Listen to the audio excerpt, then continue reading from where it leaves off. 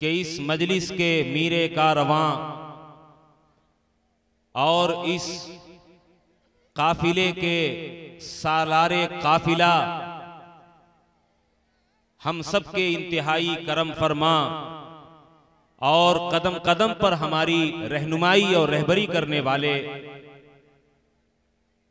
यानी हजरत मौलाना ज़ियाउद्दीन साहब कासमी नदवी खैराबादी दामत बरकातुमुल आलिया, मैं हजरत वाला से इंतहाई मुअद्दबाना दरख्वास्त कर रहा हूँ कि हजरत वाला तशरीफ ला करके अपने कीमती खुतबे सदारत से हम लोगों को महसूस फरमाएं। हजरत मौलाना ज़ियाउद्दीन साहब दामत बरकातुमुल आलिया। अल्हम्दुलिल्लाह अल्हम्दुलिल्लाह रब्बिल आलमीन वल आक़िबतु लिल मुत्तक़ीन वस्सलातु वस्सलामु अला सय्यदिल अंबिया वल मुरसलीन मुहम्मदिन व अला आलिहि व असहाबिहि अजमईन, अम्मा बाद। फ़क़द क़ाल नबी सल्लल्लाहु अलैहि वसल्लम तलबुल इल्म फ़रीज़तुन अला कुल्लि मुस्लिमिन वक़ाल नबी सल्लल्लाहु अलैहि वसल्लम खैरुकुम मन तअल्लमल कुरान व अल्लमह औ कमा क़ाल सल्लल्लाहु अलैहि वसल्लम। मुअज़्ज़ज़ उलमाए किराम, मेहमानाने इज़ाम, असातिज़े जामिया रहमानिया वलीदपुर, मुअज़्ज़ज़ सामीईन और मेरी बहुत ही प्यारी प्यारी माएँ और बहनें, जहाँ तक मेरी आवाज़ पहुँच रही है उनसे मैं ख़ास तौर से दरख्वास्त करूँगा कि आज के इस अहम प्रोग्राम को, इस अहम तकरीब को और जलसे को और नातिया मुशायरे को बहुत गौर से सुनें। ये आज का ये इजलास एक लंबे नुकसान के बाद दोबारा किया गया है। मौलाना ज़ियाउर रहमान साहब कासमी नाज़िम आला जामिया रहमानिया ने अभी अपने खुतबे इस्तक़बालिया में तफसील बयान की कि इसका पूरा नज़्म था, लेकिन शदीद बारिश की वजह से और मौसम के अचानक खराब हो जाने की वजह से तकरीबन 5-6 रोज तक एक बड़ा नुकसान उठाना पड़ा। जलसा मुलतवी करना पड़ा, मुशायरा मुलतवी करना पड़ा। हालांकि उस वक्त बहुत अज़्म व हौसला था लोगों के दरमियान। और उसी दिन मदरसा निस्वा जो मुतअल्लिक़ है जामिया रहमानिया वलीदपुर का, उसका संगे बुनियाद भी हज़रत मौलाना अब्दुल्ला साहब मारूफी दामत बरकातुहुम उस्ताद हदीस दारुल उलूम देवबंद के मुबारक हाथों से और दीगर उलमाए कराम के हाथों से रखा गया था। और तकरीबन 30-35 हज़ार का ज़बरदस्त नुकसान हो गया। टेंट वगैरह लगा, जो कुछ भी हुआ, सरफा आया। आज अल्लाह ने लोगों के इसरार पर और ख्वाहिश पर फिर मदरसे के जिम्मेदारों को और वहाँ के कमेटी के अरबाब को यह हौसला बख्शा कि हमने एक बहुत बड़ा काम शुरू किया है। उस काम की तकमील के लिए जब तक कि हमारे वलीदपुर, भीरा और कुर्ब जवार के मुखैर मुसलमानों का और सदका व खैरात करने वाली, इसार करने वाली माओं और बहनों का ताउन हासिल नहीं होगा, हम शायद इस अहम मरहले को पूरा नहीं कर सकते।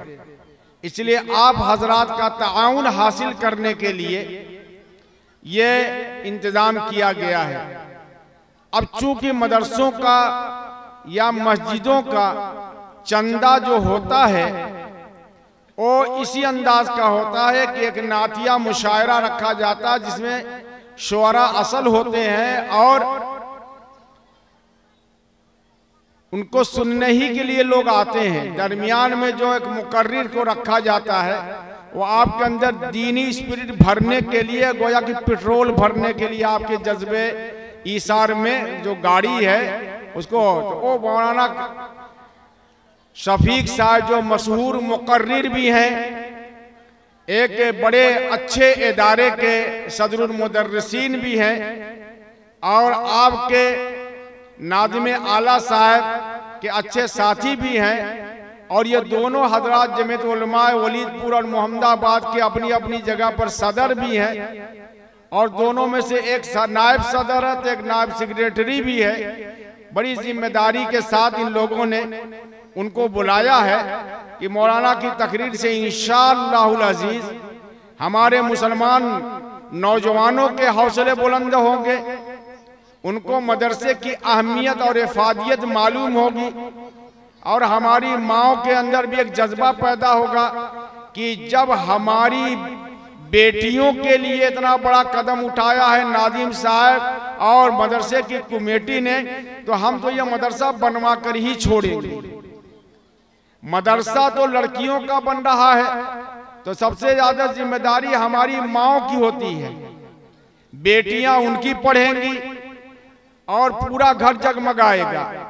देखिए, अल्लाह के रसूल सल्लल्लाहु अलैहि वसल्लम को दुनिया में अल्लाह रब्बुल इज्जत ने इसलिए भेजा ताकि मर्द और औरत दोनों की इस्लाह करें। दोनों के अंदर जो शिर्क और जलालत और जहालत भरी हुई है, हिदायत के रास्ते से उस दौर की बेटियां, माएं, बहनें भी हटी हुई थी और मर्द भी हटे हुए थे। और खास तौर से औरतों पर तो मामला यह था कि उनकी कोई कदर ही नहीं थी, इसलिए कि तालीम ही नहीं थी। और लड़कियों को जिंदा दरगोर कर दिया करते थे, यानी जिंदा दफन कर दिया करते थे, इतने बड़े सख्त थे लड़कियों के मामले में। और औरतों का कोई हिस्सा भी नहीं था कि माँ बाप के तरके में या शौहर के छोड़ी हुई मीरास में उनको हिस्सा दिया जाए। वो जानवर से भी बदतर समझी जाती थी, खिलौना बना दी गई थी। ये अल्लाह के रसूल सल्लल्लाहु अलैहि वसल्लम ने उन पर बड़ा एहसान फरमाया अल्लाह के हुक्म से, और वो मोहसिन आज़म है क़यामत तक के लिए, हमारे लिए हमारे मुक्तदा और इमाम भी हैं, हमारे रसूल और नबी भी हैं, हमारे लिए नेमत और रहमत भी हैं, हमारे लिए खैर और बरकत भी है। आप सल्लल्लाहु अलैहि वसल्लम ने लड़कियों की तालीम पर वैसे ही तवज्जो दी जिस तरीके से मर्दों और लड़कों की तालीम पर, मर्दों औरत दोनों के लिए यह लाजिम करार दिया गया कि इल्म का इतना हासिल करना जरूरी है जितना कि वो हलाल और हराम को जान सकें, नमाज और इबादत के जो मसाइल और अहकाम हैं वो समझ सकें और उनको याद कर सकें, और सही तलफ़्फ़ुज़ के साथ उसूल तजवीद व क़िराअत की रियायत करते हुए सही सही कुरान पढ़ सकें और हदीस हासिल कर सकें। ऐसा नहीं है कि सिर्फ मर्दों के लिए अल्लाह के रसूल भेजे गए थे।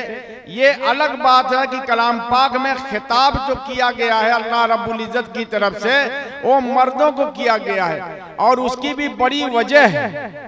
इसलिए कि असल जिम्मेदार घर का जो होता है, घर के चलाने का जिम्मेदार, घर के बनाने का जिम्मेदार, वो मर्द को बनाया अल्लाह रब्बुल इज्जत ने। अर्रिजालु क़व्वामून अलन निसा, कि मर्द जो होते हैं वो औरतों के निगरां हैं, मुंतजिम हैं। मतलब यह है कि अल्लाह के रसूल सल्लल्लाहु अलैहि वसल्लम ने हमारी माँ और बहनों का इतना ऊंचा मर्तबा किया है, इतना ऊंचा मकाम किया है कि उनको घर में माँ का दर्जा दे करके इज्जत दी, बहन का दर्जा बना कर दे करके इज्जत की, बीवी का दर्जा दे करके उनकी हिफाजत फरमाई, और जो एक जानवर की तरीके से उनसे काम लिया था और अरबों में उनकी कोई वैल्यू नहीं थी, उनके लिए फरमाया अल्लाह के रसूल ने कि तुम्हारा सब इंतजाम तुम्हारे शौहर करेंगे। तुमको घर में रह करके अपने बच्चों की परवरिश करना है, शौहर के घर की जिम्मेदारी को पूरा करना है और उसके माल की हिफाजत करनी है, उसकी इज्जत की और आबरू की हिफाजत करनी है और पैदा होने वाले अपने बेटों की तरबियत करनी है, उनके ईमान को दुरुस्त करना है, उनके अकीदे को दुरुस्त करना है और उनके दिलों में और दिमाग में अल्लाह और उसके रसूल की अजमत को बैठाना है। उसके लिए ये जरूरी था कि माएँ भी आजाद हो काम धाम से और वो पूरी तवज्जो अपने शीरखार बच्चों पर विलादत के दिन ही से करे, इसलिए कि शौहर जो होते थे वो काम करने के लिए फील्ड में जाते थे, तिजारत के लिए महीनों महीनों का सफर किया करते थे, खेती बाड़ी किया करते थे और दीगर दुकानदारी किया करते थे। वो घर से गायब रहते थे और ज्यादा वक्त बच्चों का और बच्चियों का अपनी माओ के साथ गुजरता था। तो जरूरी था कि ये सिनफे नाजुक जिसको इस्लाम ने सबसे ऊंचा मकाम दिया उसको हुकूक अता फरमाए, जैसा कि मर्दों के हुकूक हैं औरतों पर, औरतों के भी हुकूक मर्दों पर मुकर्रर किए और उनको फरमाया कि तुम घर में अपने आप को रखो, मैदान में मार्केट में तुमको नहीं आना है, बल्कि तुम्हारी रियासत और तुम्हारी हुकूमत तुम्हारा घर है और शौहर तुम्हारे लिए तमाम कमा कर लाएंगे ताकि तुम अपनी उस नस्ल को जो तुम्हारे कोख से, तुम्हारे शिकम से दुनिया में आने आती हैं, उनको अव्वले दिन से अल्लाह उसके रसूल का पैगाम पहुंचाओ।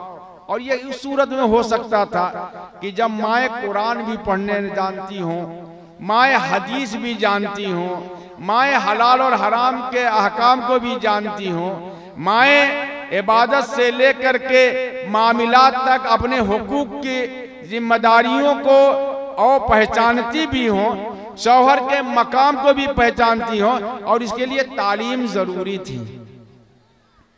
लिहाजा रसूलुल्लाह सल्लल्लाहु अलैहि वसल्लम ने अगरचे खिताब फरमाया गया मर्दों को, लेकिन चूंकि औरतें शरई तौर पर औरतें मर्दों के ताबे हैं, शौहर के ताबे हैं, इसलिए अब उनको मुखातब करने की जरूरत ही नहीं थी।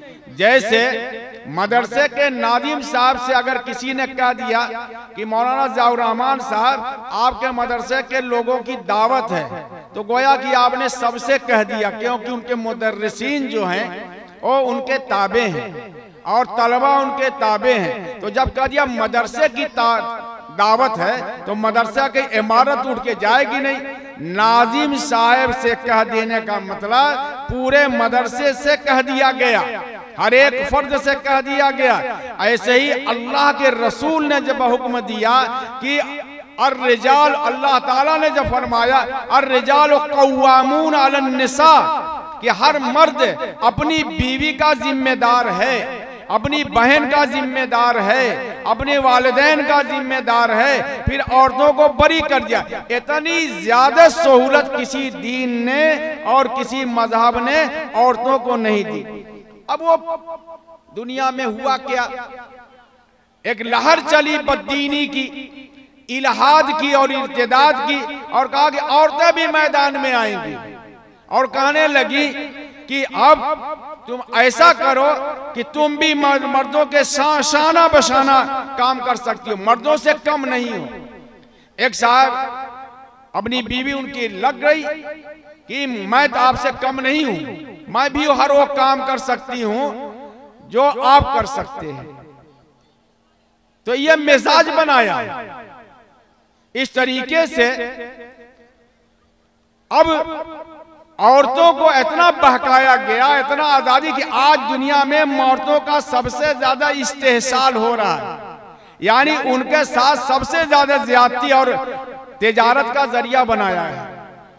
औरतें समझ नहीं पाई कि तिजारत का जरिया हमको बना गया। अब देखिए जनाब, हर चीज पर औरत की तस्वीर, यानी अगर बिलोचीन भी है तो उस पर भी औरत की तस्वीर, और इसी तरीके से तारकोल यानी अलकतरा है डब्बा, उस पर भी औरत की तस्वीर, हर चीज पर औरत की तस्वीर। ये नफ्सियात को और जज्बात को उभार करके, और किसी भी होटल में चले जाइए तो औरत आपका रिसेप्शन पर होगी, यानी इस्तकबालिया में औरत होती है, हर जगह औरत। औरत समझने लगी हमको बड़ी आजादी मिली, और औरत घर से बाहर निकल गई, बच्चे को दूसरे के हवाले कर दिया।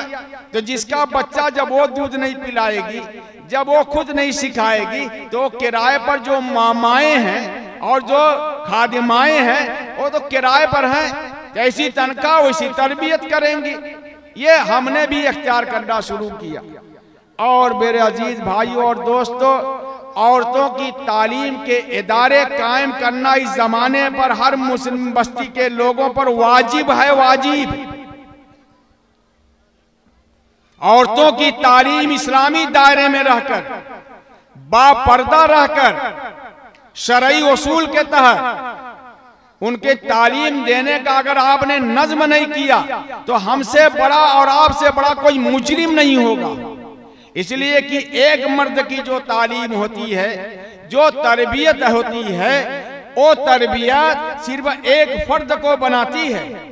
लेकिन जब एक लड़की कुरान सीखती है, एक लड़की हदीस सीखती है, एक लड़की मसाइल को सीखती है और फिक़ह की किताबें पढ़ती है, वो शौहर के हुकूक को भी पहचानती है, वालिदैन के हुकूक को भी पहचानती है, और सास और ससुर के हुकूक को भी पहचानती है, और अपने बेटों के अंदर वही दीनी रूह पैदा करती है जो एक माँ का फरीजा होना चाहिए। अब अगर हमने इस पर तवज्जो नहीं की तो नतीजा ये हमारे सामने बहुत ज्यादा है। असल तो तकरीर में मौलाना शफीक साहब कासमी मद्दजिल्लहुल आली सदरुल मुदर्रिसीन दारुल उलूम मोहम्मदाबाद गोहाना आपको बहुत तफसील से तकरीर में बताएंगे और समझाएंगे। फिर शुअरा इस्लाम नात पढ़ पढ़ करके आपके दिलों में मोहब्बत रसूल का वो जो जज्बा पैदा करेंगे, वही जज्बा आपको अपना हाथ जेब में ले जाने पर मजबूर करेगी। मौलाना लोग तो तकरीर में गरम करेंगे, आपको पैसा निकलवाएंगे शुअरा, और उन शुअरा के जरिए आपके सामने मदरसे के जो जरूरियात हैं उनको पूरा किया जाएगा। तो मैं याद कर रहा था कि दीन में दोनों का मकाम एकसा है, सिन्फ अलग है। औरत की जिम्मेदारी घर संभालना है, मर्द की जिम्मेदारी बाहर रहना है। तो जब मदरसे में तलबा लड़कों के लिए हमारी तालीम है, तो फिर लड़कियों की तालीम क्यों नहीं होना चाहिए? और न मदरसा कायम करने की वजूहात भी बता दिए हैं मौलाना ज़ियाउर रहमान साहब ने कि हालात ऐसे नहीं थे, बड़ी मुश्किल के साथ मदरसे अब चलते हैं। घर घर जाकर के असातिज़ा को भेजना पड़ता है, जाकर 10 रुपया 20 रुपया, और रमजान में जितनी कुर्बानी मदारिस के असातिज़ा देते हैं दुनिया की कोई और बिरादरी नहीं देती। कि उलमा मुदर्रिस की बिरादरी जो है मुदर्रिसीन की, अजी जब रमजान में घर रहना चाहिए मौलवी साहब को, साल भर तो पढ़ाते हैं शाबान तक, और उसके बाद गर्मी हो, बरसात हो, ठंडक हो, एक रसीद लेकर के उनको जाना पड़ता है। यानी अपने मदरसे के लिए वो अपना पूरा साल वक्फ कर देता है। कौन सा जज्बा है? सिर्फ यह है कि भाई मदरसे चलते रहे, दीन बचा रहे, उनकी कुर्बानियां को अल्लाह ही उसका अजर देगा। हम लोग तो बड़ी आसानी से कह देते हैं कि मदरसे वाले जब नहीं तब जलसा करके चंदा मांगते हैं। मेरे भाइयों, जरा हमको गौर करने की जरूरत है कि ये चंदा आप नहीं देंगे तो आपके बच्चे को पढ़ाएगा कौन मुफ्त में?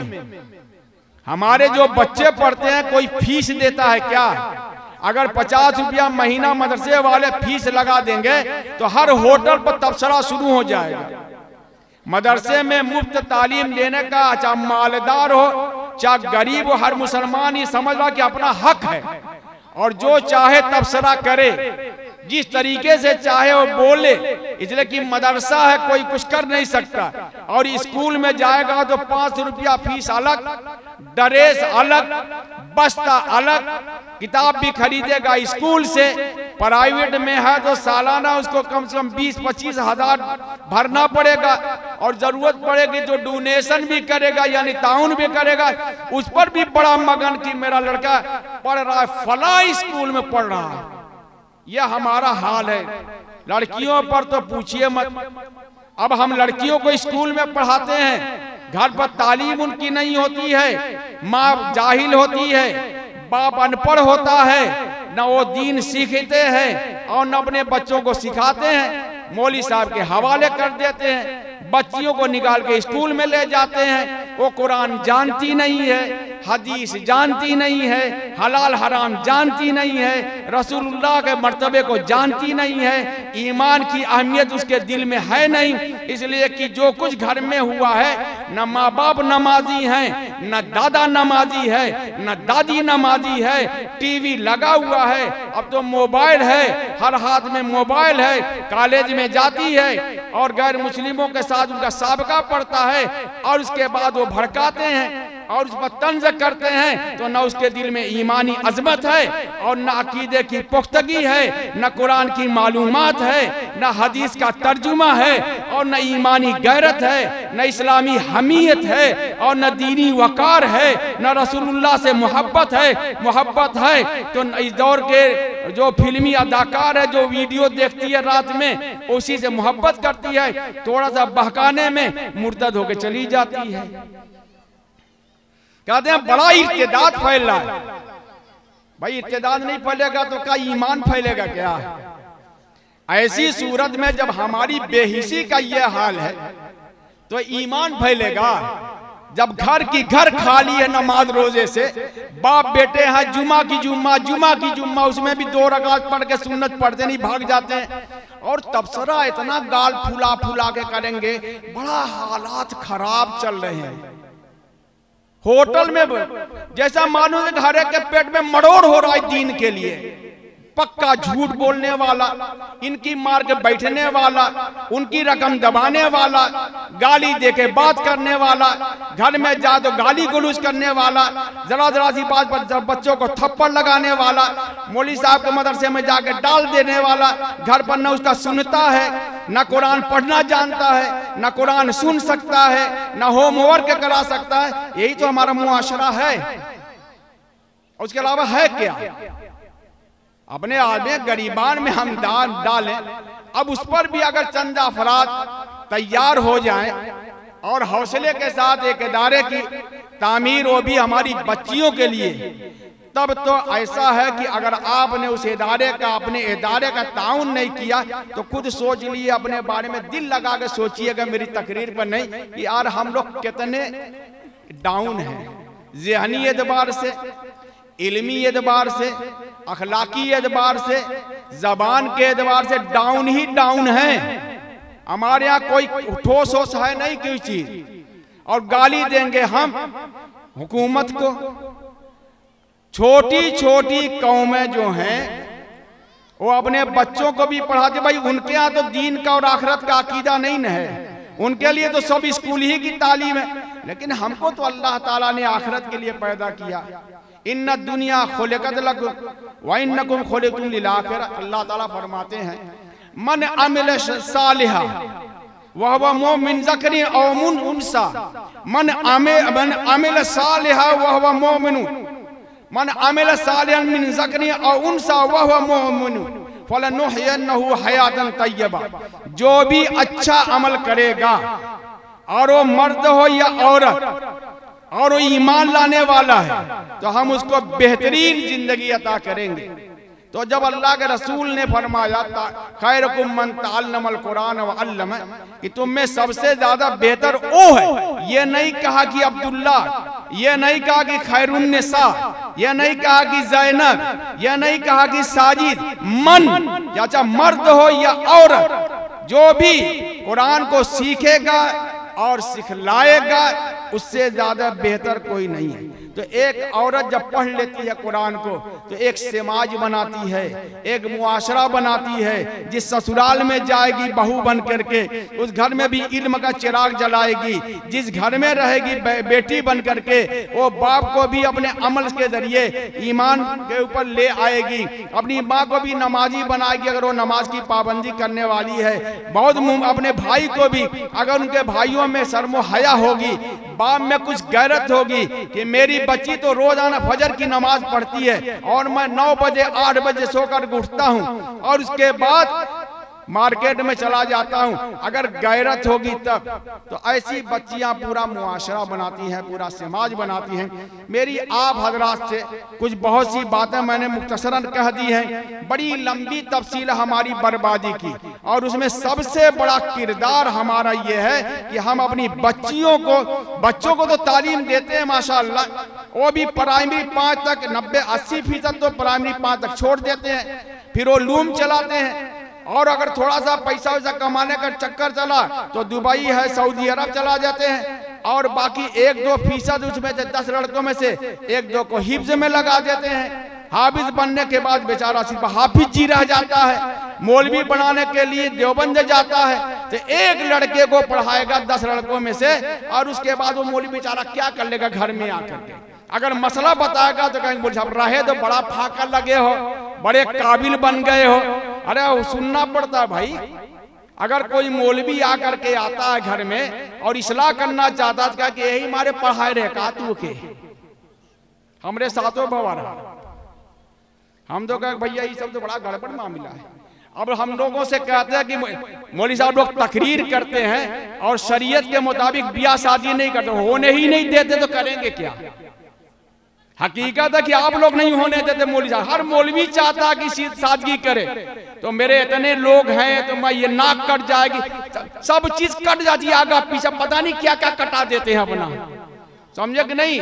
तो भाइयों तकरीर मकसद नहीं है, असल तो आपके दिलों में वो एहसास दिलाना है, एहसास दिलाना है कि हम को क्या करना चाहिए और हमें क्या जिम्मेदारी दी गई है खुद अपने घर को सुधारने के लिए। तो उसके लिए जामिया रहमानिया उसके जिम्मेदारों ने, अराकीन ने और सदर साहब कमेटी के सदर साहब हाफिज राहुल हक साहब भी बैठे हुए हैं माशाअल्लाह, नाजिम साहब भी बैठे हुए हैं। तो इन तमाम लोगों ने हौसला किया आप पर भरोसा करके। तो तकरीबन 40 लाख कुल खर्चा होने वाला, आगे खर्चा बढ़ता ही जाता है। तामीर का काम भी इसी मस्जिद के बगल में शुरू हो गया है। तो आप लोग और मेरी माएँ खास तौर से सुन लें कि वो ज़रूर भी ज़रूर हौसला कर लें। और जब आदमी हौसला कर लेता है तो अल्लाह ताला बरकत भी देता है और रहमत भी भेजता है, जबकि उसके दीन की हिफाजत और तरक्की और बका के लिए हो। ये वो चंद बातें थी जो मैंने आप हजरात के सामने रखी हैं। और मौलाना शफीक साहब इंशाअल्लाहुल अजीज जितना भी उनके लिए मुकद्दर होगा और जितना वो हौसला करेंगे और आप लोग जितना ज़्यादा उसको बर्दाश्त कर लेंगे तब उसके बाद वो तकरीर करेंगे। फिर आपके मर्जी के मुताबिक शुअरा इस्लाम आएंगे और उसमें आपको हौसला दिखाना ही दिखाएंगे ना। और भाई शुअरा इस्लाम के मौजूद में चंदा वगैरह बढ़ा के देंगे कि नहीं देंगे, होता ना। मैं जब कहीं कहता हूँ पूछता हूँ तो सब सांप सूंघ जाता है, एक भी नहीं बोलता। और अभी जब शायर जब होगा ना, जब शायर साहब खड़े होगा तो जब ओ करके जब करेगा तो उसी यानी बात समझने पहले खड़े वाह वाह वाह वाह क्या कह दिया। तो भैया जब सिर्फ वाह वाह न रहे, चंदा जरूर देना, ना तो मानो 90% तो समझते नहीं, कुछ न कुछ कह गया, क्या कह गया। अगर पल्ले पड़ जाता बाकी वाह वाह वाह वाह कह करके, और वो भी चला होता है कम से कम नाज पढ़ने का एक असर होता है दिल पर, मोहब्बत रसूल दिल में जागती है, रसूलुल्लाह से मोहब्बत ताज़ा होती है और ज़रूर ताज़ा होगी, इसलिए कि हर दिल में मोहब्बत रसूल है। शुअरा भी बड़ी कुर्बानी देते हैं माशाअल्लाह और बहुत ज़्यादा इशार करते हैं। वो अपने बड़े बड़े प्रोग्रामों को और अपार्टमेंट को छोड़ करके आते हैं और आपके सामने थोड़ी सी कलील रकम पर इसलिए पढ़ देते हैं ताकि हो अल्लाह ताला आप हजरात को हौसला अता फरमाए और इंशाअल्लाहुल अजीज आप ही लोग, वलीदपुर के लोग, भीरा के लोग, पूर्वो जवार के लोग अपने हौसले से इंशाअल्लाह साल भर के अंदर अंदर इसे निस्वा मदरसे में, जिसका कोई अच्छा सा नाम मैंने रखने के लिए कहा है, ये जो चलता मदरसा निस्वा किसी सहाबिया के नाम पर, मोमिन के नाम पर उसको रख देना चाहिए ताकि उसकी एक निस्बत हो जाए। जैसे मैंने मिसाल के तौर पर मैंने कहा कि जामिया खदीजतुल कुबरा रज़ियल्लाहु ताला अन्हा मुतअल्लिका जामिया रहमानिया वलीदपुर जैसा कोई नाम रख दीजिए। और वो सबसे ज़्यादा मुहसिना इस्लाम की, सबसे ज़्यादा उन्होंने इस्लाम की मदद की है। जब कोई नहीं था तो सबसे पहले रसूलुल्लाह की ताईद करने वाली, अबू बकर से भी पहले हज़रत खदीजा ने किया था। सबसे ज़्यादा इशार करने वाली, रसूलुल्लाह के कदमों पर अपनी पूरी दौलत निछावर कर देने वाली दावत व तबलीग के मैदान में हज़रत खदीजा रज़ियल्लाहु ताला अन्हा थी। तो मेरे दिल में तो यही आ रहा है कि अगर उन कमेटी वाले सोच समझ करके वो नाम रख दें तो इंशाअल्लाह उसकी बरकत भी होगी। और सब तमाम साहबजादियाँ रसूलुल्लाह सल्लल्लाहु अलैहि वसल्लम की हज़रत खदीजतुल कुबरा से बाहयात हैं और चारों साहबजादियाँ वो शहजादियाँ हैं और उनकी भी बरकत हासिल होगी। और रसूलुल्लाह को सबसे ज़्यादा मोहब्बत थी हज़रत की हज़रत सिद्दीक़ा रज़ियल्लाहु ताला अन्हा को कभी कभी उनके तस्करे पर गैरत आ जाती थी कि आप उस बुढ़ी का इतना तस्करा करते हैं। तो अल्लाह के रसूल ने फरमाया, आयशा खदीजा ने मेरे साथ जो इशार और कुर्बानी की आज तक न कोई कर सका है न कर पाएगा। व आखिरु दावाना अल्हम्दुलिल्लाहि रब्बिल आलमीन। जज़ाकुमुल्लाहु अहसनल जज़ा। अंदाज़े तकल्लुम है कि खुशबू जागे, अंदाज़े तकल्लुम है कि खुशबू जागे, अल्फाज के आहंग से जादू जागे। यूं शोखिए गुफ्तार में रानाई है जैसे शबे तारीक में जुगनू जागे। सदरे ज़ी वक़ार हजरत मौलाना ज़ियाउद्दीन साहब कासमी नदवी दामत बरकातुहुल आलिया।